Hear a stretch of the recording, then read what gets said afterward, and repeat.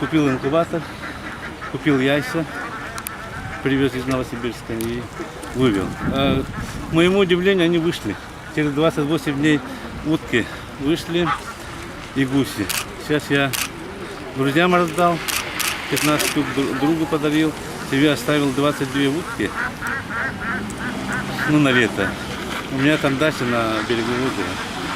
И в этом году, и гусей 10 штук держу. Утки они такие, во-первых, какие-то очень, так сказать, буйные, да, характер такой. А гуси, по сравнению, гуси очень спокойные. Поэтому я на себе нарабатываю, и в следующем году своим друзьям из деревни хочу вывести и предложить, чтобы они не сидели сложа руки, а чем-то полезным занимались. У нас озер много же. Да, а гуси, оказывается, до минус 40 выдерживают. Я это не знал. До минус 40 градусов их можно в сарае держать.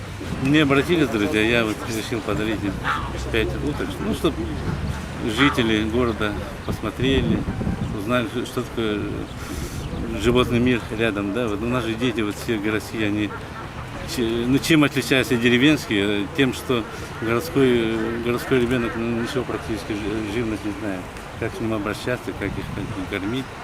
Поэтому я полностью поддерживаю идею создания городских таких водоемов, парки. У нас задумка давно была, запустить в это озеро Шкотса уток, гусей, потому что у нас редакция рядом, и эта мечта у нас детям Азии мы запустили первую партию. Это для красоты. Запускали в мае месяце, мы карасей приводили сюда, запустили, и зарублением тоже хотим заняться.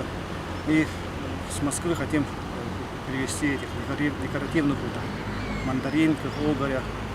А так мечта у нас всех уток, которые у нас прилетают на лето, на весенних прилетных уток, их утки всех хотим как познавательные делать. Да.